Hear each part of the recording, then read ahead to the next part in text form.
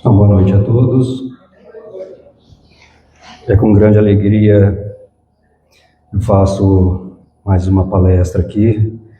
Fiz no domingo e agora nessa quarta acabou coincidindo na mesma semana.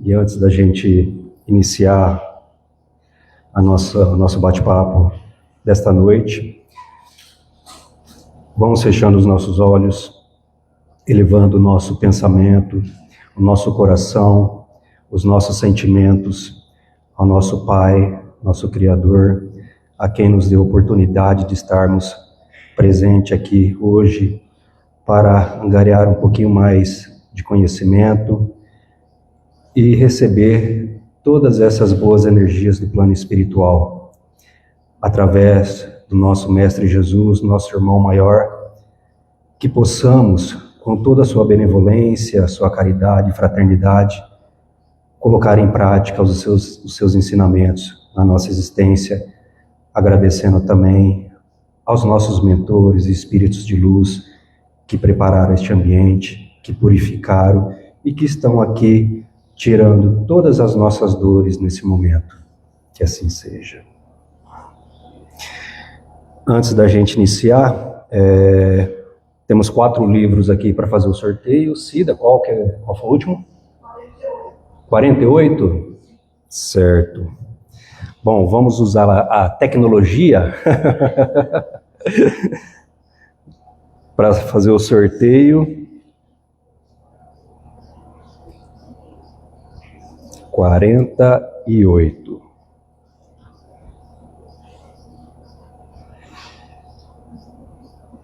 Então aqui é um sorteador. Não ligue que a tela está quebrada, viu? Vai ser motivo também de um tema da palestra de hoje. De 1 a 48 serão sorteados 4 números. Vamos lá. 5, 4, 3, 2, 1.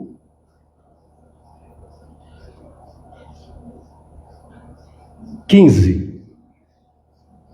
Primeiro é o 15. O Evangelho segundo o Espiritismo. Amém. Próximo é o 43. 43. Deixa eu ver se é o meu. Não, meu é 32. 13. 13. Geni.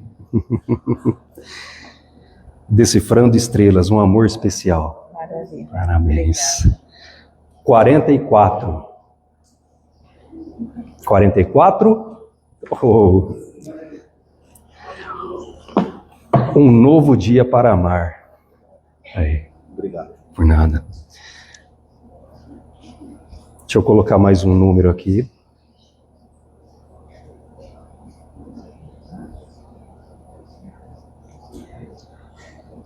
Sorteando.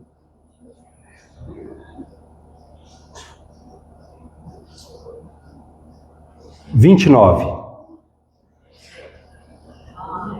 Não? 29? Ô Senhor, já tem uma biblioteca em casa, hein? Só com os livros que ganhou aqui. Por uma escolha. Obrigado. Aí, por nada. Parabéns. Esse é o grande sortudo. Bom, então vamos começar agradecendo também a quem nos assiste pelas redes sociais. O tema, Quando o Lar Edifica, é praticamente uma continuação da palestra de domingo,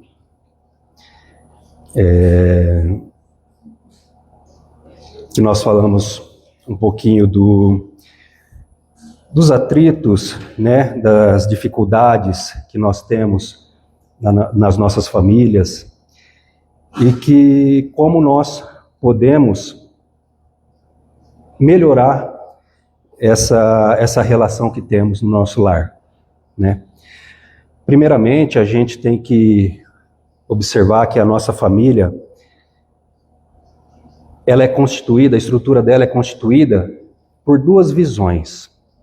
Primeiro, nós temos a visão da ciência, que é a visão da biologia, em que nós fomos criados através da junção do óvulo e do espermatozoide, né? E que gerou um bebê, e aí nós nascemos, crescemos, e a ciência diz que nós nascemos sem nada, né? Como se fosse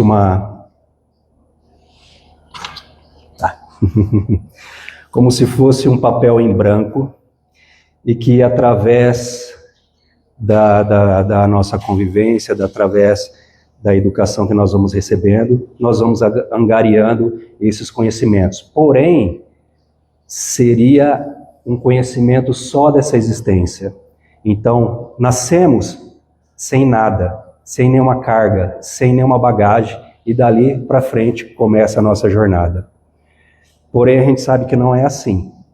Nós nascemos pela junção do espermatozoide do óvulo, porém, o espírito que anima aquele corpo é um espírito já de existências milenares. Então aqui nós estamos reunidos, vários espíritos milenares. Apesar da nossa idade terrena, né, nós temos mais de 4, 5 mil milhões de anos. Não sei exatamente quanto, mas nós somos bem velhinhos espiritualmente. Então o Espiritismo revela isso, que nós nascemos e nós trazemos essa experiência, essa bagagem para o corpo físico. Nós somos criados simples, ignorantes, sem qualquer vínculo de origem, quando fomos criados por Deus, e através da existência, a gente vai criando os laços afetivos. Nós vamos angariando aqueles espíritos que mais se afina a nós, né? Através do amor, através do auxílio mútuo. Então essas conexões profundas que a gente vai angariando nessas longas existências, a gente traz para cá, para esse mundo. E o lar é a célula inicial de uma sociedade. O lar é uma pequena amostra do que é a nossa sociedade. Então é através do lar que a gente vai criando os nossos hábitos, criando as nossas predisposições, os nossos comportamentos.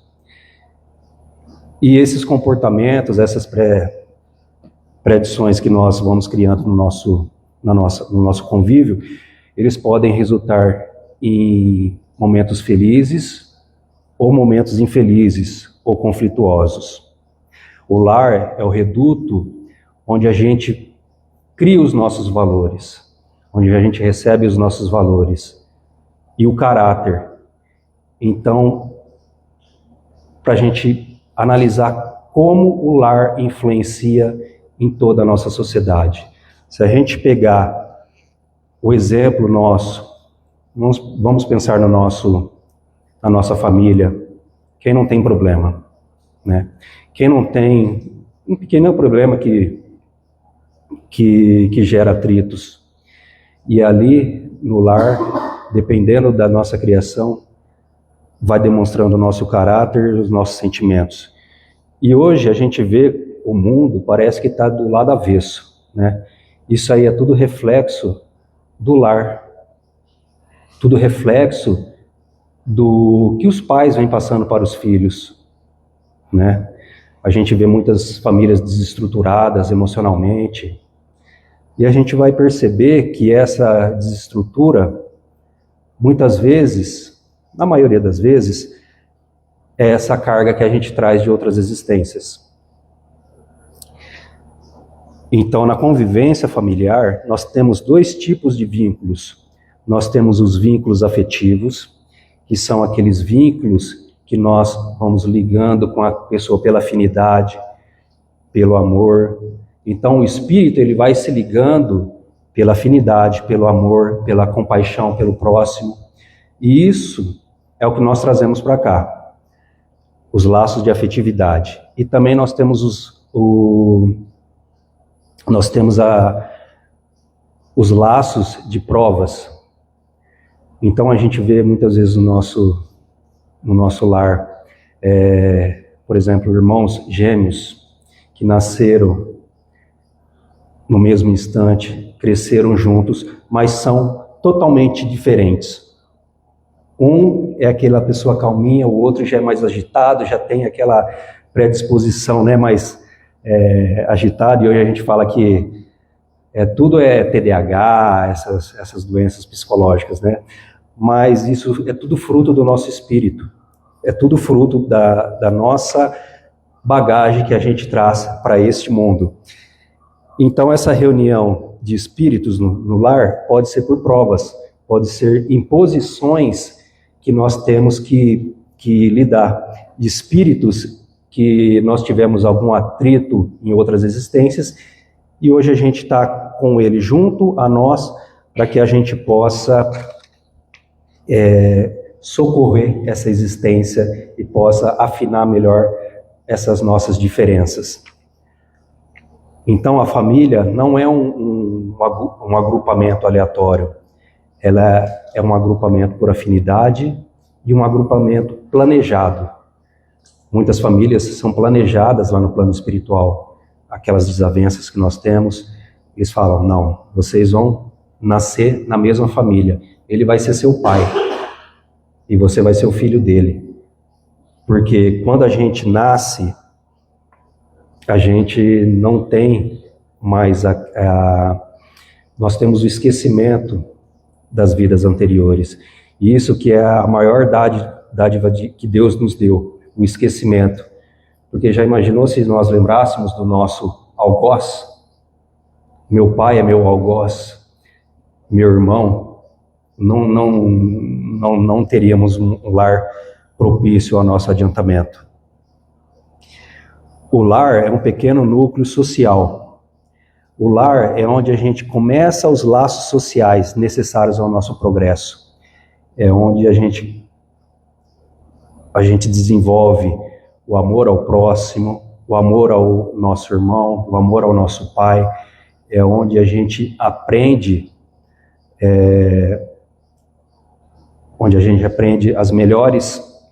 os melhores ensinamentos, para que a gente possa também passar isso para a nossa sociedade. Os laços familiares são necessários ao progresso e reforçam os laços sociais. Então, no Livro dos Espíritos, na questão 774, Allan Kardec ele coloca o seguinte, os espíritos colocam o seguinte, que nós somos criados para a sociedade, nós somos criados para morar num grupo social, e o lar é o primeiro grupo social, para que a gente possa aprender com as diferenças do próximo. Já imaginou se nós vivêssemos isolados, né? Qual o progresso que nós teríamos, qual o contato com o próximo? Isso aí não iria manter a gente estagnado, porque a gente não teria os conflitos. Muitas vezes a gente evolui pelo conflito com o próximo. E aí a gente se questiona, e esses conflitos, quais são as suas raízes? Esses conflitos entre adultos e jovens, muitas vezes, são constituídos tendo em vista que os espíritos que anima aquele jovem ou aquele adulto são de diversas classes ou diversas evoluções. Então nós não estamos aqui, se a gente for pegar todos que estamos aqui, encarnados e desencarnados, ninguém está no mesmo grau evolutivo. Alguns estão um pouquinho mais, outros menos, né? Alguns já compreenderam a lei do amor, a lei da caridade, a lei da fraternidade, outros ainda se encontram endurecidos com esses sentimentos. Então, cada um de nós temos um sentimento, temos uma predisposição dentro de nós. E isso que gera os atritos. Também os adultos, muitas vezes numa família, os pais tentando impor das suas experiências aos filhos, né? Por ter passado toda essa vivência, tenta impor algumas experiências ou alguns direcionamentos que a gente vê que já são direcionamentos já arcaicos, que receberam dos pais, dos avós, dos bisavós e tal. E o jovem hoje em dia, né, com a tecnologia, o jovem está muito evoluído na tecnologia, mas às vezes no sentimento, tal, a gente vê muitos embates entre pais e filhos, porque os pais querem colocar aquela rigidez dentro de casa e os filhos querem a libertação, querem serem livres, né? Já com 6, 7 anos já querem ser donos da própria existência. Eu tenho 2 lá em casa que Deus me perdoe, né? São ótimos filhos, mas quando os 2 se juntam, é o dia inteiro. Um de 6 e um de 4 é o positivo e negativo. Na verdade é positivo e positivo, né? Que daí dá o atrito. Então, essas imposições que a gente acaba tentando passar para os nossos filhos, por achar que é o certo, por achar que é o correto, né? Acaba atritando com eles.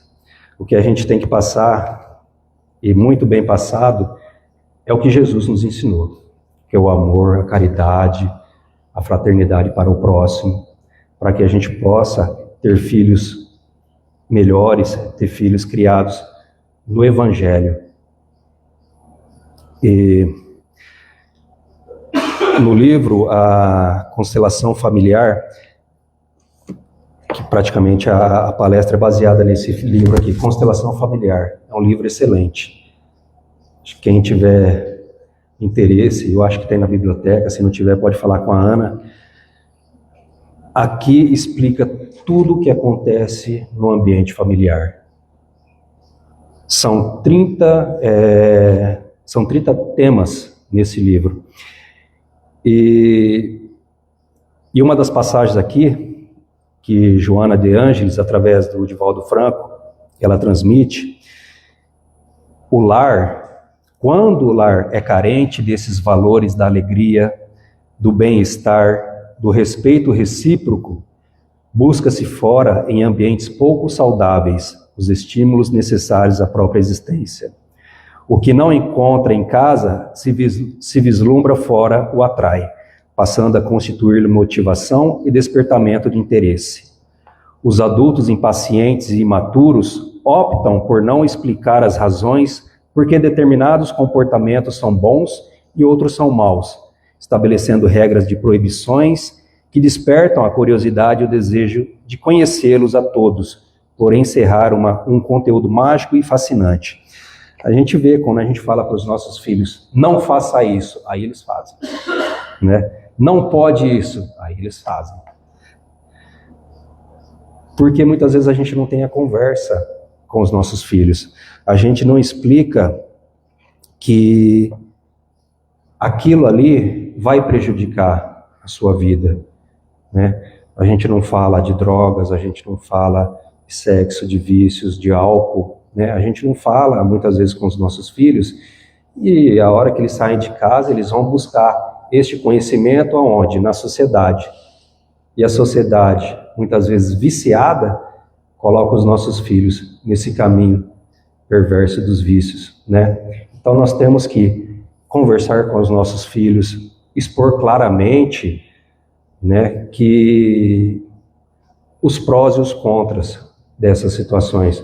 É o que eu falo, muitas vezes as pessoas entram na droga, né, e em várias palestras a gente escuta, se a droga não fosse boa, ninguém entraria. Só que, quais são os malefícios da droga? A partir do momento que você entra. Você coloca em risco toda a sua família, você coloca em risco a sua saúde, você entra num estado vicioso que vai acabando com o seu corpo, vai acabando com a sua mente, com o seu espírito, vai acabando com tudo aquilo que foi construído ao seu entorno, né? Se a droga fosse ruim, tivesse um gosto horrível, né, ninguém entraria, né? Mas tem os prós, tem os contras, que são muito, muito, muito perigosos. Então a gente tem que conversar abertamente com os nossos filhos sobre esses temas. Uma palestra em que eu assisti no YouTube, de Jorge Elahá, Família e Desafios. A Angélica até gostou do exemplo, né, Angélica? No domingo. É uma palestra muito interessante que também fala sobre a família. Família e Desafios. Jorge Elahá. Ele dá um exemplo, uma metáfora que a família, ela é uma bisteca, né? Quem já comeu uma bisteca de porco, de vaca, sabemos que nós temos a parte macia, que é a carne, que é o afeto. Então toda família tem aquela parte macia, o afeto. Só que a bisteca também tem o osso duro, né? O osso duro são os desafios. E dependendo de como a nossa família está, essa bisteca, ela tem uma parte macia maior ou menor. Uma quantidade maior de osso, que são os desafios, ou uma quantidade menor. Mas todos nós somos uma família, uma bisteca. Todos nós temos um pouquinho de osso, pelo menos, né? Se nós não tivéssemos osso na nossa família, se todos fossem picanha, maminha, eu acho que alguém lá em cima acabou direcionando a gente para o lugar errado, né? Porque se nós não temos desafios, nós teríamos que ir para um mundo feliz, né? Um mundo onde a gente estaria mais evoluído. Mas se nós estamos num mundo de provas e expiações, com certeza a nossa bisteca tem bastante osso, bastante desafio para a gente passar por essa existência. O lar muitas vezes é uma reunião de cobradores do passado, ou seja, aquelas dívidas que nós temos com outros irmãos e que viemos arrastando existência a existência. Estamos aqui hoje para cobrar ou ser cobrados por essas dívidas. São os desafios que nós vimos na bisteca. E qual é a base para que uma família possa ter uma formação, um caráter, né, melhor? É sempre a educação. A educação é a palavra essencial para minimizar esses conflitos e edificar o homem. Aqui no livro O Consolador, de Francisco Xavier, né, nosso irmão, através de Emmanuel, nosso irmão Chico, através do Espírito Emmanuel, na questão 110, ele fala que a melhor escola ainda é o lar, onde a criatura deve receber as bases do sentimento e do caráter.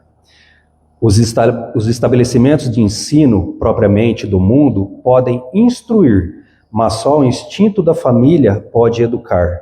É por essa razão que a universidade poderá fazer o cidadão, mas somente o lar pode edificar o homem. Ou seja, o lar é a nossa base, é onde a gente recebe a educação para nós sermos homens, para sermos edificados como homens de bem, como homens, né, de amor ao próximo.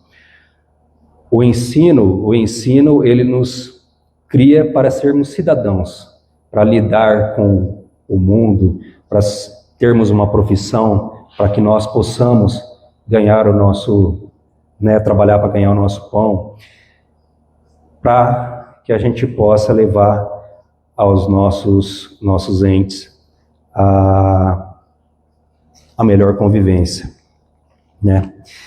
E já aproveitando a questão 109 desse mesmo livro, O Consolador, ela nos diz que o período da infância é o período mais importante que nós temos, pois ele é mais sério e mais propício à assimilação dos princípios educativos. Aqui Emmanuel nos diz que até os 7 anos a criança ela tem ainda uma ligação maior com o plano espiritual, ela tem as sensações ainda que ela traz das outras existências, mas ela é muito aberta a novos conhecimentos. Então, é um momento oportuno para que a gente possa direcionar os nossos filhos, para que a gente possa mostrar o caminho que eles devem seguir, através do amor, né, da caridade. Não quer dizer que após esse período ele não possa ser mudado, mas Emmanuel nos diz que após esse período, na fase adulta, o espírito ele retoma todos os seus instintos de vidas anteriores. Então, se ele não teve uma boa base até os 7 anos, se ele não teve um bom direcionamento, ele vai cometer as mesmas faltas de outras existências. E aí, o mundo se encarrega de cobrá-lo. Se nós não passamos, se nós não ensinamos os nossos filhos pelo amor, o mundo vai ensinar pela dor, né? Aí a dor que vai ser o caminho, vai ser o guia para que ele possa se melhorar, se ele tiver, né, com intenções de melhorar. E é interessante que Montesquieu, em 1700, ele já falava que o ser humano ele tem 3 fases educativas: a fase dos pais, a fase dos mestres e a fase do mundo. A fase dos pais é o que nós angariamos ali dentro da nossa família, a criação que nós recebemos dos pais. A fase dos mestres são aqueles líderes, são os professores, aqueles mentores que nós tivemos na nossa vida, que também nos direcionou para uma outra, para um caminho, né? E temos a do mundo. E Emmanuel afirma que se nós não tivermos essa base sólida da família, dos pais e dos mestres, o mundo, ele faz a gente esquecer dessas 2 fases iniciais. E é onde a gente cai para os vícios, onde a gente cai para as maledicências que estão aí ao entorno de nós a todo momento. Joana de Ângeles também esclarece que o lar é onde lapidamos as imperfeições em contínuos atritos, que não deve resvalar para sentimentos de indiferença ou ódio, de ciúme ou de revolta. Então é o lar onde a gente tem aqueles primeiros atritos, onde a gente vai, né, lapidando as nossas imperfeições. Ainda pauta que os ensinos no lar não devem ter uma afetividade excessiva, emotivada ou uma disciplina rígida. Ela nos diz o seguinte, que nós também não podemos pegar os nossos filhos e colocar numa redoma de vidro. Nós não podemos guardar os nossos filhos ali e, assim, como se fosse totalmente indefeso, né, que se eu deixar ele sair dali, ele vai se perder. E a gente, tudo que eles querem, tudo que eles pedem, a gente vai dando. Aquela afetividade, né, muito, muito melosa que a gente pode colocar aqui. Isso aí também acaba não construindo o caráter de uma criança, o caráter de um homem de bem. E o castigo também muito severo, o castigo físico também não vai disciplinar, muitas vezes vai se voltar esses filhos contra nós. A ausência de carinho e contato físico gera amarguras inconscientes e melancolia na criança. Essa falta de afeto, eu me policio muito, né, quando eu chego em casa, eu e minha esposa, sabe quando a gente chega cansado do serviço, e muitas vezes a gente acaba dando um tablet para a criança, né, deixa eles lá se entretendo enquanto a gente tenta descansar. Mas um dia isso vai ser cobrado de nós, esse afeto, esse carinho, esse contato físico que a gente tem com os nossos filhos. Então eu me policio bastante, de hora que chegar em casa, né, abraçar os meus filhos, beijar, escutá-los um pouquinho, ficar ali com eles no meu colo, né? Esse contato de afeto que a gente tem que ter para que eles não cresçam amargurados e melancólicos. O diálogo franco também é o que nós falamos, né? As conversas que nós temos que ter com eles, conversas francas. Isso aí tudo vai moldando os nossos filhos. E o principal que Joana de Ângeles nos coloca, o exemplo que nós temos dentro do nosso lar. Nós somos o exemplo para os nossos filhos. Nós somos o espelho que eles vão refletir no seu ambiente. Então, os pais, os filhos, eles refletem os ensinamentos dos pais, refletem os gostos, refletem as imperfeições dos pais. Então, o lar é um educandário, é onde nós temos que ter o respeito para o próximo, nós temos que ter esse amor para o próximo, Brigas de casais, nós todos temos, mas nunca ser feita na frente dos filhos, porque isso aí vai juntando, vai colocando no coração daquele filho todas essas amarguras, esses conflitos que nós temos, né? Então, o casal ele tem que se reconciliar, mas se reconciliar no quarto, fora, né? Fora dos filhos ali. Outro dia, até para você ver como eles pegam, né? O meu filho de 4 anos, eu acabei batendo o pé numa quina ali, daí você, né? Acaba falando algumas coisas para o alto. E o meu filho lá na sala falou a mesma coisa. Aí eu tive que ir lá falar para ele, ó, filho, não fala isso, papai acabou escapando, mas não pode falar palavrão, né? Mas eles aprendem só a palavrão, né? Palavrão. Chega em casa com cada uma que aprende na escola que você fica abismado. E aí a gente tem que ir corrigindo essas falhas. Então o alicerce da família começa sempre ali no lar. Os companheiros, os parceiros, têm que sempre buscar o caminho do ajuste, o caminho do diálogo honesto, mantendo sempre o lar tranquilo, o lar sereno, para que os nossos filhos não tenham feridas em suas almas, né? Não possa colocar aquelas feridas que eles estão vendo ali do casal na sua vida. A superação dos conflitos é uma vitória para as nossas imperfeições e contribui diretamente para a paz social. Então, se nós temos uma família harmoniosa, isso aí vai refletir nos nossos vizinhos, nos nossos parentes mais próximos, nos parentes distantes, na nossa sociedade. Isso aí vai sendo o exemplo que temos que seguir. É preciso compreender que o sucesso na família não significa ter um lar isento de problemas, mas sim vencer a nossa própria indiferença e desamor. Nenhum lar é isento de problemas. É o que nós falamos ali atrás. Se nós não tivéssemos problemas, nós não estaríamos aqui, nós estaríamos em outro mundo, né? Em um mundo de regeneração, um mundo felizes, né?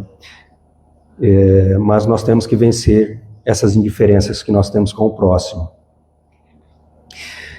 E nessa palestra também do Elahat,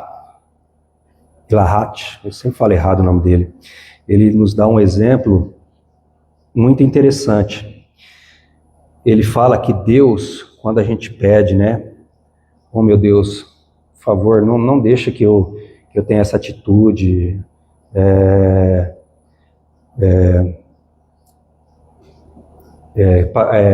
tire esses conflitos do meu lar, pare com essas brigas, né? E aí o Deus, ele não acalma a tempestade. Então aquela tempestade que está no nosso lar, ele não vai acalmar, porque aquilo é uma prova. Deus, ele ouve as nossas preces, sim.